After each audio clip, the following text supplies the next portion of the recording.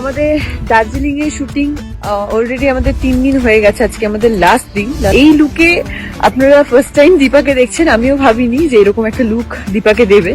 তো এটা শুধুমাত্র বাচ্চাদের জন্য।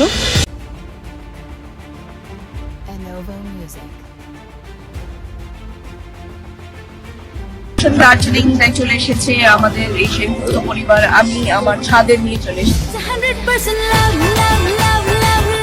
সূর্য আপাতত এখানে নেই, দীপা তো আমাদের সাথে নেই, ঘুরে বেড়াচ্ছে, আর আমাদের সোনা রূপা ওরা দুজন আসছে।